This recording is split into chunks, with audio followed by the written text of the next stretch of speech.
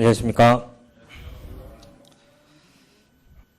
다른 또 형제님들 단에 올라오실 때, 또 어떻게 준비하시는지, 전 잘 모르겠는데, 지난 며칠 동안, 지금 이 자리가 머릿속에 가득한 날들이었습니다.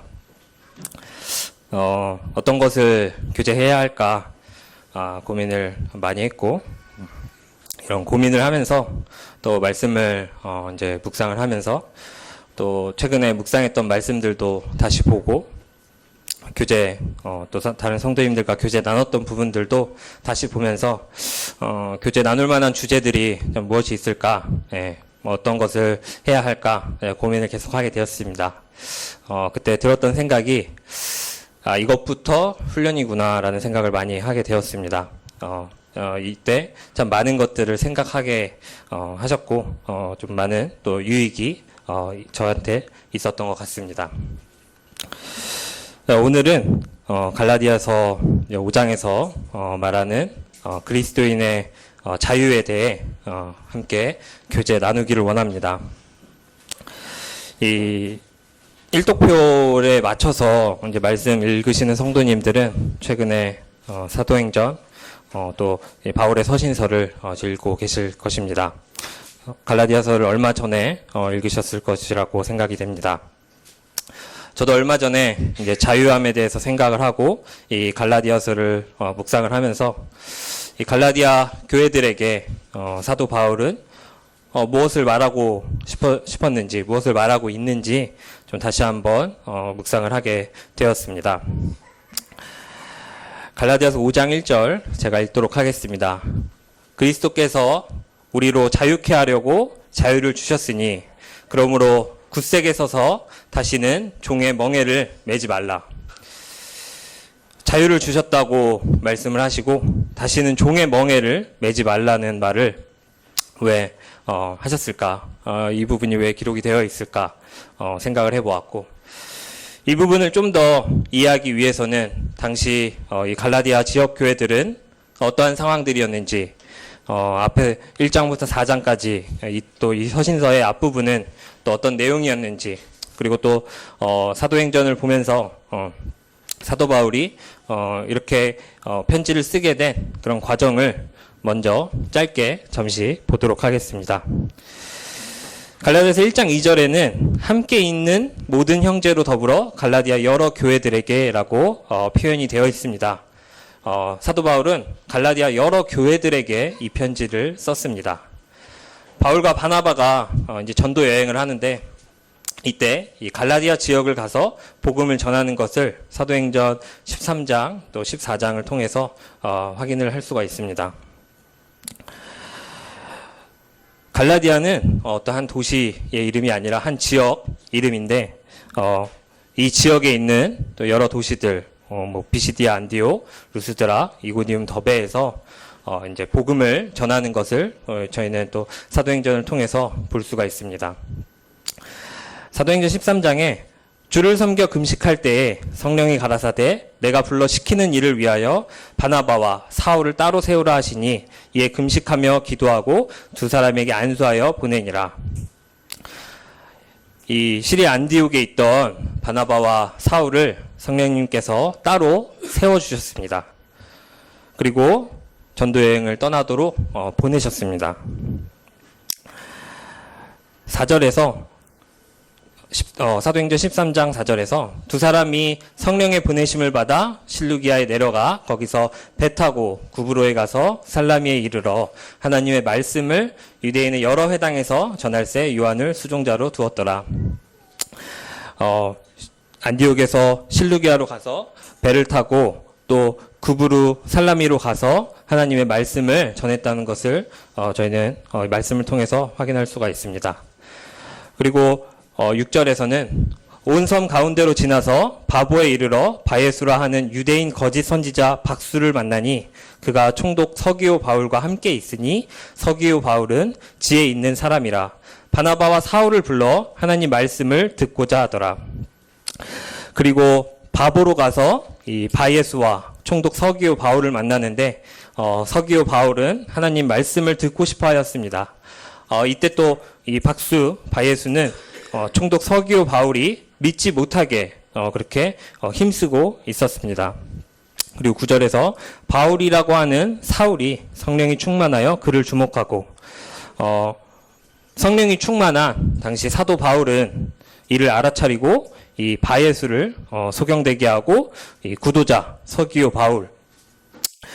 바울에게 말씀을 전하고 서기오 바울에게 믿음이 생기게 된 것을 이 말씀을 통해서 확인할 수가 있습니다.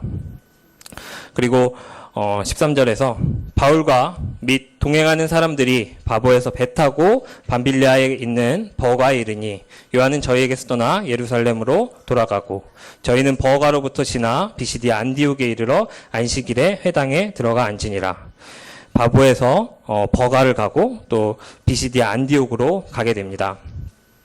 16절에서 바울이 일어나 손짓하며 말하되 이스라엘 사람들과 및 하나님을 경외하는 사람들아 들으라. 바울이 복음을 전하기 시작을 합니다. 그리고 또 43절에서는 패한 후에 유대인과 유대교에 입교한 경건한 사람들이 많이 바울과 바나바를 쫓으니 두 사도가 더불어 말하고 항상 하나님의 은혜 가운데 있으라 권하니라. 많은 사람들이 이때 바울과 바나바를 쫓았다는 것을 우리는 또 기록된 말씀을 통해서 확인할 수가 있습니다. 그 다음 안식일에는 온 성이 거의 다 하나님 말씀을 듣고자 하여 모이니라고 기록되어 있습니다. 온 성이 다 하나님의 말씀을 듣고자 모였다는 사실입니다. 그리고 45절에서는 유대인들이 그 무리를 보고 시기가 가득하여 바울의 말한 것을 변박하고 비방하거늘 유대인들이 바울을 반박하고 비방한 내용이 나옵니다. 이어서 46절에서 바울과 바나바가 담대히 말하여 가로되 하나님의 말씀을 마땅히 먼저 너희에게 전할 것이로되 너희가 버리고 영생 얻음에 합당치 않은 자로 자처하기로 우리가 이방인에게로 향하노라. 주께서 이같이 우리를 명하시되 내가 너를 이방의 빛을 삼아 너로 땅끝까지 구원하게 하리라 하셨느니라 하니 이방인들이 듣고 기뻐하여 하나님의 말씀을 찬송하며 영생을 주시기로 작정된 자는 다 믿더라. 주의 말씀이 그 지방에 두루 퍼지니라. 그리고 이고니온으로 가서 전도를 하고 또 루스드아와 또 더베와 및 그 근방으로 가서 거기서 복음을 전하는 것을 보게 됩니다. 또 여기서 여러 고난들을 겪게 되었고 이들은 다시 안디옥으로 돌아오게 되는 게 이 1차 전도 여행의 그런 과정입니다. 그리고 이제 사도행전 15장에서는 또 이렇게 기록이 되어 있습니다. 어떤 사람이 유대로부터 내려와서 형제들을 가르치되 너희가 모세의 법대로 할례를 받지 아니하면 능히 구원을 얻지 못하리라 하니 이렇게 기록이 되어 있습니다. 예루살렘에 있던 유대인들이 이제 안디옥으로 와서 할례를 받지 아니하면 구원을 얻지 못한다는 이 잘못된 교리를 가르치는 것을 보게 됩니다. 그래서 사도행전 15장에서는 이런 예수 그리스도의 이 은혜의 복음이 아닌 어떤 행위나 노력 같은 다른 조건들이 있어야 하는 이 잘못된 교리가 들어오는 것을 이 바울과 바나바가 보고 듣고 예루살렘으로 가서 회의를 하고 예수 그리스도의 은혜로 구원받는다는 것이 선포되는 그러한 장면을 저희는 사도행전 15장을 통해 볼 수가 있습니다. 이렇게 잘못된 복음이 전파가 되는데 이때 이런 유대인 그리스도인들이 이 거짓 교사들이 또 갈라디아 지역에 가서 할례를 강요하고 또 잘못된 이 진리를 잘못된 복음을 퍼지고 있다는 사실을 또 사도 바울은 알게 됩니다. 다시 이제 갈라디아서로 돌아가서 바울이 왜 갈라디아를 썼나 보게 되면 이 다른 복음이 들어와서 그리스도의 복음을 변질시키려고 하고 있어서 이 편지를 쓰게 되었다는 사실을 볼 수가 있습니다.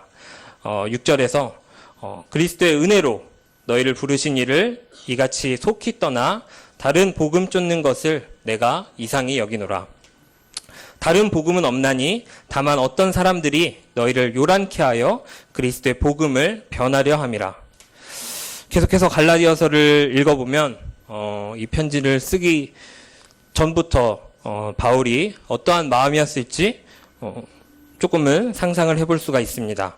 이 복음의 진리를 향한 이 바울의 굉장히 강한 어조를 볼 수가 있습니다. 굉장히 좀 강한 표현들도 여러 군데 나오고요. 그래서 어떠한 마음으로 이 갈라디아 지역 교회들에게 사도 바울은 이 편지를 쓰게 되었을까, 이런 생각을 또 하게 되었습니다. 3장 1절에서는 오 어리석도다 갈라디아 사람들아, 예수 그리스도께서 십자가에 못 박히신 것이 너희 가운데서 너희 눈앞에 분명하게 제시되었거늘 누가 너희를 깨어 너희가 진리에 순종하지 못하게 하더냐. 내가 너희에게서 다만 이것을 알고자 하노라. 너희가 율법의 행위로 성령을 받았느냐, 믿음에 관하여 들음으로 받았느냐. 자, 아까 사도행전 13장을 이렇게 쭉 봤었는데, 사도행전을 읽은 것처럼 사도 바울은 전도 여행을 하면서 이 갈라디아 지역에서 이 그리스도의 복음을 전파를 했습니다. 그리고 성경 말씀을 통해서 우리가 확인하였듯이 많은 사람들이 믿었다라고 기록이 되어 있습니다. 그런데 누가 이들을 깨어 진리에 순종하지 못하게 했다는 걸까요? 사도 바울은 다시 이들에게 물어보고 있습니다. 율법의 행위로 성령을 받았느냐? 믿음에 관하여 들음으로 받았느냐? 3절에서는 너희가 그렇게 어리석으냐? 너희가 성령 안에서 시작하였다가 이제는 육체로 완전해지고자 하느냐? 이들은 마치 성령으로 믿음이 시작을 해서 율법으로 완성할 수 있는 것처럼 믿고 있는 것으로 이제 사도 바울은 보고 이런 식으로 이들에게 이야기를 하고 있습니다. 4장 9절에서는 이제는 너희가 하나님을 알 뿐더러 하나님의 아신 바 되었거늘 어찌하여 다시 약하고 천한 초등학문으로 돌아가서 다시 저희에게 종노릇하려 하느냐. 너희가 날과 달과 절기와 해를 삼가 지키니 내가 너희를 위하여 수고한 것이 헛될까 두려워하노라. 이렇게 이야기를 하고 있습니다. 이들은 사도 바울을 통해서 분명히 복음을 듣고 구원받은 그런 상황이었음에도 불구하고 구원받은 이후에 할례, 안식일, 또 명절, 절기, 금식 등을 지키고 있었습니다. 기껏 복음을 전하고 했는데 잘못된 교리에 빠져서 다시 또 이러고 있으니 바울은 자신이 수고한 것이 헛될까 두렵다고 고백을 하고 있습니다. 다시 본문인 갈라디아서 5장으로 돌아가겠습니다. 5장 1절에 그리스도께서 우리로 자유케 하려고 자유를 주셨으니 그러므로 굳세게 서서 다시는 종의 멍에를 매지 말라. 사도 바울은 그리스도께서 우리에게 자유를 주셨으니 다시는 종의 멍에를 매지 말라고 말씀하고 계십니다. 예수 그리스도께서 우리에게 자유를 주셨다는 것입니다. 복음을 믿고 구원받은 성도는 이전에는 죄에 얽매여서 죄의 속박에 살았다면 이제는 자유 가운데 사는 것입니다. 구약에서 홍해를 건넌 이스라엘 백성들은 400년간 이 종살이를 하였는데, 그때 종살이를 벗어나 하나님이 약속하신 땅으로 이제 향할 때 음식이 없고 물이 없고 하니까 불평불만을 하면서 다시 애굽으로 보내달라고 하는 그런 부분이 기록이 되어 있습니다. 당시 갈라디아 지역에 있는 교회들에서도 이런 일이 반복되고 있는 것으로 보입니다. 종살이에서 해방이 되었는데 다시 종노릇을 하고 있는 것입니다. 분명 사도 바울은 진리의 복음을 전파했고 이를 믿는다고 시인을 하였습니다. 하지만 거짓 교사로 인해 잘못된 교리가 들어오고 그 교리로 인해서 다시 종노릇하고 있던 당시 갈라디아 지역 교회들을 우리는 또 확인을 할 수가 있습니다. 왜 이렇게 이런 일들이 좀 반복이 되고 있을까 생각을 했을 때, 이들이 할례를 받기 시작하고 음식을 가려먹고 날짜를 지키고 이렇게 해야지, 이렇게 하면 구원을 받을 것 같고, 구원받은 이후에도 이런 것들을 지켜야지 마음에 안심이 되고, 내가 만약에 이런 것들을 못 지키면 하나님이 다시 두렵고 떨리는 것입니다. 지금 내 상태가 두렵고 떨리고 그렇기 때문에 이러한 것들로 마음의 위안을 삼고 합리화를 하려는 게 아닐까 그렇게 생각이 되었습니다. 2절에서 보라 나 바울은 너희에게 말하노니 너희가 만일 할례를 받으면 그리스도께서 너희에게 아무 유익이 없으리라. 이러한 것들에 의지하는 것은 그리스도를 무가치하게 만드는 것입니다. 분명 그리스도께서 너희에게 아무 유익이 없다. 이러한 것들을 한다는 것은 이렇게 사도 바울은 말을 하고 있습니다. 이방이었던 이들이 복음을 듣고 예수님을 영접하고 그리스도인이 되었는데 이 거짓 교사들이 와서 이 잘못된 교리를 전했을 때 흔들리고 할례를 받고 도리어 유대인처럼 되려고 하는 겁니다. 이들은 심지어 율법 아래 살던 자들도 아니었는데 마치 율법으로 돌아가려는 그러한 사람들처럼 행동을 했다는 것입니다. 이러한 것들이 계속해서 반복되는 것을 우리는 볼 수가 있습니다. 계속 무언가 만듭니다. 규칙을 만듭니다. 그리고 이거를 지켜야 돼. 물론 이 규칙이 잘못된 규칙들도 있겠지만 뭐 이게 우리에게 좋은 규칙이라고 하면 그건 또 괜찮을까 생각을 하게 됩니다. 왜냐하면 이러한 것들로 우리는 안심을 하게 되고 마음 가운데 합리화를 스스로 하게 되고 그리고 규칙을 잘 지키면 거기서 또 다른 문제가 생깁니다. 이러한 규칙으로 또 다른 사람들을 판단하기 시작하는 겁니다. 예전에 세계적으로 유명한 목사님이 한국에 와서 설교를 하는데 이런 말을 했다고 합니다. 세계적으로 새벽 기도를 하는 나라는 대한민국밖에 없는데 이거로 마음의 부담을 갖는 성도들이 너무 많은 것 같다는 겁니다. 성도들은 새벽 기도 참여하지 못하는 거로 마음이 불편해하고 참여하는 사람들은 참여하지 않는 사람들을 또 판단하는 마음이 들어서 불편해하고 여러 가지로 다른 부작용들이 나오면서 이런 것들이 너무 마음에 짐이 되는 것 같다라고 약간 비꼬면서 이야기를 했다고 합니다. 물론 이게 어떤 교회의 질서에 대한 부분이 결코 아니므로 오해하지 않으셨으면 좋겠고 뭐 또 다른 사도 바울의 서신서를 우리가 자세히 읽다 보면 또 교회 안에서 어떤 질서를 또 지켜야 하는지 자세하게 설명을 하고 있습니다. 이어서 5절에서 우리가 성령으로 믿음을 쫓아 의의 소망을 기다리노니 그리스도 예수 안에서는 할례나 무할례가 효력이 없되 사랑으로서 역사하는 믿음뿐이니라. 우리는 성령으로 믿음을 쫓아 의의 소망을 기다립니다. 구원받은 그리스도인 안에는 성령님이 계십니다. 이것이 우리가 기록된 말씀을 통해서 분명히 확인할 수 있는 사실입니다. 그렇기 때문에 우리는 자유할 수가 있습니다. 이 성령님의 능력이 아니면 저희는 절대 자유할 수가 없습니다. 자유롭게 살 능력 자체가 저희에게는 없다는 것입니다. 이 성령님이 우리 안에 계신다는 것은 단순히 어떤 구원을 받았다는 증표가 아닙니다. 그렇기 때문에 6절에서 이 할례나 무할례가 효력이 없다고 아무 의미가 없다는 것입니다. 이런 율법이나 참 무언가를 지킨다는 것이 안 좋은 것은 아닙니다. 근데 우리는 그거를 우리의 능력으로 할 수가 없습니다. 하나님을 향한 사랑으로서 역사하는 믿음. 성경은 이것으로 우리가 나아갈 수 있다고 말을 하고 있습니다. 로마서 6장에 이런 말씀이 있습니다. 죄가 너희를 주관치 못하리니 이는 너희가 법 아래 있지 아니하고 은혜 아래 있음이니라. 그런즉 어찌하리요 우리가 법 아래 있지 아니하고 은혜 아래 있으니 죄를 지으리요 그럴 수 없느니라.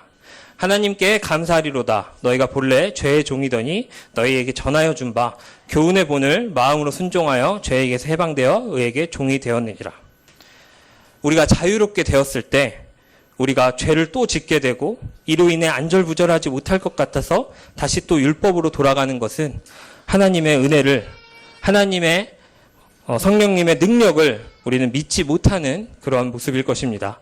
사도 바울은 분명히 말하고 있습니다. 은혜 아래 있으니 죄를 지으리요 그럴 수 없느니라. 물론 또 로마서 7장에 보면 사도 바울의 어떤 그런 고백들도 우리는 볼 수가 있는데 여기서 말하는 게 무엇인지를 우리는 생각을 해봐야 될 것 같습니다. 또 8장 1절에서는 이렇게 기록되어 있습니다. 그러므로 이제 그리스도 예수님 안에 있는 자들에게는 정죄함이 없나니 그들은 육신을 따라 걷지 아니하고 성령을 따라 걷느니라. 그리스도 예수님 안에 있는 자들에게는 더 이상 정죄함이 없습니다. 더 이상 죄에 대해서 이렇게 우리가 정죄할 필요가 없다는 것입니다. 더 이상 종의 멍에를 메고 있지 않습니다. 우리는 육신을 따라 걷지 아니하고 성령을 따라 걷습니다.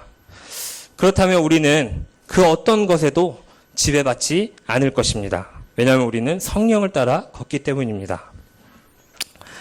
다시 갈라디아서 5장으로 돌아가서 16절에서 내가 이르노니 너희는 성령을 쫓아 행하라. 그리하면 육체의 욕심을 이루지 아니하리라.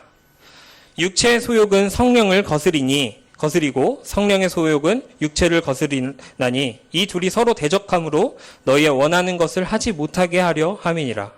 너희가 만일 성령의 인도하시는 바가 되면 율법 아래 있지 아니하리라. 저희의 육체와 성령은 계속해서 대적하게 될 것입니다. 여기서 저희가 해야 되는 것은 이런 악한 본성을 끊기 위해 무언가 노력하는 것이 아니라 저희 자신을 성령님께, 저희가 붙잡고 있는 것을 다 내려놓고 성령님께 모든 것을 드리는 것입니다. 그로 인해 성령님이 저희를 인도하신다면 저희가 할 수 없다라고 생각하는 것들을 우리는 할 수 있게 될 것입니다. 은혜라는 찬양의 첫 시작의 가사가 이렇게 됩니다. 내가 누려왔던 모든 것들이, 내가 지나왔던 모든 시간이, 내가 걸어왔던 모든 순간이 당연한 것 아니라 은혜였소. 너무나 많은 그리스도인들이 이와 같이 간증을 하고 있습니다. 다 공감을 하는 내용일 거라고 생각을 합니다. 아직 어린아이들은 좀 성장한 성도님들을 보면서 시간이 지나면 나도 저 형제처럼 저 자매처럼 살고 있겠지, 이런 상상을 충분히 할 수 있을 거라고 생각을 합니다. 저는 이렇게 모임 안에서 자라지 못했기 때문에 제가 구도자 시절에 제가 성도가 된다는 것이 사실 쉽게 상상이 되지 못했습니다. 그리고 또 자매와 함께 가정을 꾸리고 이곳에서 함께 예배드린다는 이 장면은 정말 상상할 수가 없는 일이었습니다. 그런데 지난 주일에 뒤에 앉아서, 이제 학생의 분반 때문에 뒤에 앉아서 이렇게 있는데 앞에서 주일학교를 하고 있는 모습을 보고 있는데 제 아들 하온이가 맨 앞에 앉아서 자기 자리라고 하면서 앉아서 말씀을 처음부터 끝까지 다 듣고 공과 공부한다고 거기 막 따라가는 겁니다. 이전에 제가 이 장면을 상상했다면 그게 일어날 수 있는 일일까? 정말 말이 안 되는 일이라고 생각했을 것입니다.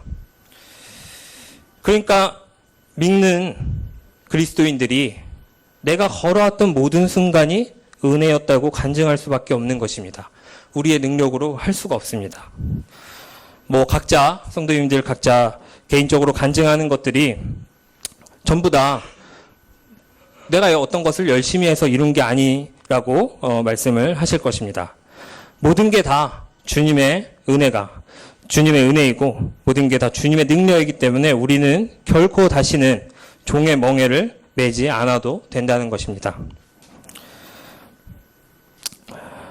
19절에서 육체의 일은 현저하니 곧 음행과 더러운 것과 호색과 우상숭배와 술수와 원수를 맺는 것과 분쟁과 시기와 분냄과 당 짓는 것과 불리함과 이단과 투기와 술취함과 방탕함과 또 그와 같은 것들이라. 전에 너희에게 경계한 것 같이 경계하노니 이런 일을 하는 자들은 하나님의 나라를 유업으로 받지 못할 것이다. 이 19절에서 21절은 이 육체의 일에 대해서 설명을 하고 있습니다. 어떤 성적인 타락이나 다른 우상숭배하는 그런 부분들, 또 방탕한 술취함에 대한 부분들이 나오고 있습니다. 그리고 22절에서는 오직 성령의 열매는 사랑과 희락과 화평과 오래 참음과 자비와 양성과 충성과 온유와 절제니 이 같은 것을 금지할 법이 없느니라. 이제는 또 성령의 열매에 대해서 설명을 하고 있습니다. 24절에서 그리스도 예수의 사람들은 육체와 함께 그 정과 욕심을 십자가에 못 박았느니라. 만일 우리가 성령으로 살면 또한 성령으로 행할지니 헛된 영광을 구하여 서로 격동하고 서로 투기하지 말지니라. 몇 년 전에 이제 그 온골 송천 전주 온골 송천교회 그 유인관 형제님의 간증을 드린 적이 있는데, 형제님이 너무 기쁜 일이 있었다면서 간증을 하셨습니다. 이 간증에 대해서 들으신 분들도 많이 계실 텐데, 저는 이때 간증을 듣고 개인적으로 많은 것들을 생각하게 되어서 잠시 나누도록 하겠습니다. 이때 형제님이 어느 성도님이랑 교제를 하는데, 그 성도님이 자신이 교회를 좀 오해하고 있었다, 이런 고백을 하는 겁니다. 왜냐하면 교회에서 다른 성도님들과 끈끈한 사랑으로 내가 연결이 되어 있어야 되는데, 어느 날 보니까 당시 300명이 넘는 그런 성도님들 가운데 자신이 혼자 있다는 것을 깨달았다고 합니다. 그때 너무 외로워서 이런 생각을 하게 되었는데, 그 중에 단 한 명도 내가 교제할 수 있는 성도가 없다는 겁니다. 그런데 어느 날 이 성도가 모임 안에서 시간이 지나고 계속해서 어떤 각별한 관계인 성도가 없는데, 여기에서도 평안이 있고 자유함을 경험을 했다는 것입니다. 이 말을 듣고 유인관 형제님 굉장히 기뻤다고 하셨는데, 이 성도님이 깨달은 게 뭐냐면, 이분이 생각한 이 끈끈한 사랑은 인간적인 관계였던 겁니다. 내가 인간적으로 외로울 때 나를 외롭지 않게 해줄 사람. 이 간증을 들었을 때 유인관 형제님이 너무 기뻤다고 하면서 막 설명을 하는데, 왜냐하면 성도와 성도 사이에 예수 그리스도가 있어야지 성도와 성도가 끈끈하게 붙어 있다는 것은, 이 주님 없이, 성령님 없이 이 사람과 사람의 관계가 생기면 그건 육체의 소욕일 수 있다는 것입니다. 근데 이거를 그리스도 안에서의 사랑이라고 착각하는데 문제가 생긴다는 겁니다. 왜 착각을 할까? 왜냐하면 이 관계는 우리 교회에서 만났잖아요. 그러니까 교회 안에서 만났으니까 이런 착각을 할 수 있다는 것입니다. 예수 그리스도 아니면 저희는 오늘 여기서 예배를 드리고 교제를 나누고 할 이유가 전혀 없습니다. 우리가 주님 때문에 만난 거고, 예배 드리려고 만난 거고, 복음 전하려고 만난 거고, 하나님의 일을 하려고 만났다는 사실에 확신이 없다면 그것은 육신의 일이 될 수 있다는 것입니다. 그런데 이것을 주님의 사랑으로 맺어진 관계로 착각을 했다는 그런 간증을 들었을 때 형제님은 굉장히 기뻤다라고 합니다. 그리고 형제님은 이러한 결과가 어디서 나오냐, 이런 것들을 생각을 했을 때 이렇게 말씀하셨습니다. 모임에 구도자가 왔을 때 관심이 없다는 것을 목격을 했다는 것입니다. 성도들끼리 친밀함 가운데 빠져서 구도자한테 관심이 없고 구도자를 인도할 수 있는 능력이 나올 수가 없다는 것입니다.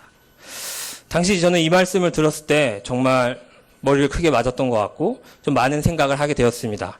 이후에 저 또한 성도들과의 교제에 대해서 많은 또 생각을 하게 되었습니다.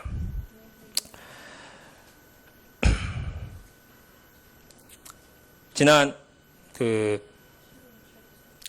봄 수양회를 다녀와서 그 다음 주일날 아침에 이제 예배 드리기 전에 뒤에서 성도님들과 인사드리고 이제 예배당을 이렇게 둘러보고 있었는데, 한 성도님이 이민우 형제님께 가서 뭔가 격려하는 그런 교제를 하고 계셨습니다.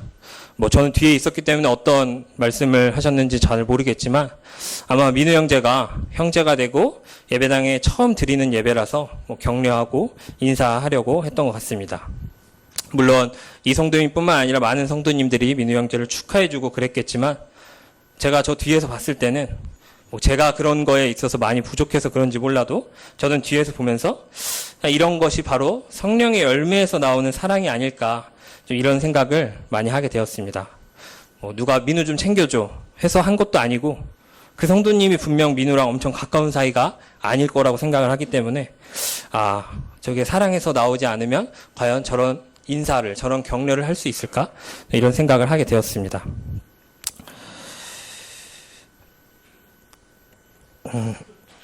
2024년 전국 장로 수양회인데요. 저도 이 말씀을 들으면서 혹시라도 갈라디아서 말씀이 시간이 짧으면 이거 제가 봤던 걸 나눠야겠다 해서 추가로 준비를 했습니다.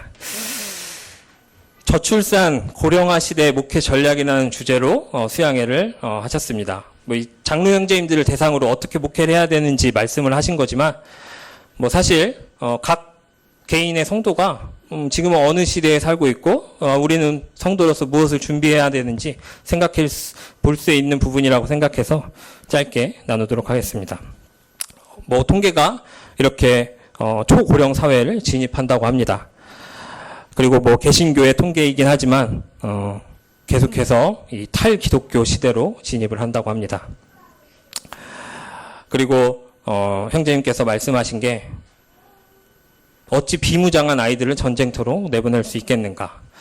아이들을 하나님의 말씀으로 훈련을 시키고 무장해야 한다는 것입니다. 그리고 이제 점점 아이가 줄어들고 있는데 주일학교 학생들은 더 엄청나게 줄어들고 있다는 것입니다. 그리고 30대, 40대 이 세대에 대해서 얘기를 하고 있습니다. 뭐 개신교 통계이긴 하지만 이 저출산, 이 고령화 시대 가운데 이 30, 40대 이 세대는 어떤 상황인지 좀 이런 부분들에 대해서 말씀을 하셨습니다. 뭐 저는 들으면서 여러 생각을 하게 되었습니다. 제가 이번 여름 수양회 참석 인원 파악을 하고 또 배차를 이렇게 조사를 했는데 이걸 문서로 이렇게 만들다 보면 성도님들 명단이 어떤 가정별로 또 또래 모임 그룹별로 뭐 연령대별로 다 이렇게 정리가 됩니다. 또래 모임 그룹이 이 연령별로 되어 있기 때문에 이렇게 그룹별로 몇 명인지 숫자로 다 이렇게 한눈에 보입니다. 저도 30, 40대 그룹이지만 이걸 보면서 저는 30, 40대 그룹이 정말 중요한 순간이지 않을까, 이 시대이지 않을까 이런 생각을 많이 하게 되었습니다. 일단 어떤 뭐 문제라는 게 아니고요. 제가 생각했던 게 주일학교 뭐 학생회 청년회에는 구도자가 거의 없습니다. 아까 봤듯이 교회 학교의 수가 엄청 줄어들고 있지 않습니까? 근데 이때 이 형제님께서 그 옹골 송천교회 얘기를 잠시 해주셨는데 이게 지난달에 했던 거기 때문에 뭐 정확한지는 모르겠어요. 주일학교가 90명이고 중고등부가 90명이라고 합니다. 그리고 절반 이상이 믿지 않는 부모의 자녀들이라고 합니다. 그리고 이게 뭐 지금 당장 그러는 게 아니고 몇 년 전부터 그랬기 때문에 이미 성도가 됐고 청년으로서 교회를 섬기고 있다고 합니다. 저도 예전에 대학로 모임에서 옹골 송천교회 형제님들이 오셔가지고 그때 당시 관계 전도라는 주제로 어떻게 교회 학교를 운영을 하고 어떻게 전도를 하는지 이제 설명을 해주셨는데 뭐 하나님이 각 교회에게 주신 일들은 분명히 다르고 각 교회가 처한 상황이 분명히 다르다고 생각을 합니다. 그리고 뭐 지역적인 차이가 분명히 있겠죠. 저희는 잠실에 있잖아요. 근데 이거를 어떤 교회 단위가 아니라 저는 개인적으로 성도 개인으로서 이 부분에 대해서 생각을 했을 때 진짜 이 차이만 있을까? 나는 무엇을 배웠고 또 무엇을 해야지 당시에 이런 생각을 하게 되었습니다. 이게 몇 년 전인데 이번에 이런 또 이야기를 들었을 때 똑같은 생각을 하는 거 보니까 저는 발전이 전혀 없었던 것 같습니다. 근데 그때는 제가 청년이었는데 지금은 학생이 교사고 저 30, 40대 그룹이고 자녀도 있는데 제가 주님이 부르신 곳에서 저는 어떻게 일하고 있는지 돌아보게 되었습니다. 우리는 그리스도인의 자유가 무엇인지 갈라디아서를 통해 확인을 해보았습니다. 우리가 어떻게 해야지 그리스도의 자유함을 우리가 누릴 수 있는지 결국은 성령의 능력을 우리는 말씀을 통해서 확인을 하게 되었습니다. 그리고 또한 잘못된 거짓 교사로 인해 일어났던 갈라디아 성도들의 일 또한 확인을 하였습니다. 이런 말씀들을 보면서 지난번에 유인관 형제님이 해주신 간증과 또 지금 이 옹골 송천교회에 또 일어나고 있는 이러한 일들을 봤을 때 정말로 그러한 자유함을 경험하는 것이 그 다음에 어떤 사역을 하는데 큰 역할을 하게 된 수도 있다라는 생각을 저는 개인적으로 하게 되었습니다.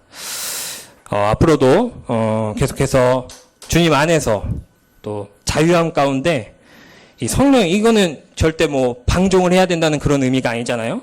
성령이 역사하는 가운데 계속해서 신앙생활을, 주님을 섬기기를 저와 또 잠실 모임 성도님들이 되시기를 간절히 기도를 드리면서 또 불편한 부분이 있으셨다면 너그럽게 용서해 주시고 따로 교제해 주시면 감사하겠습니다.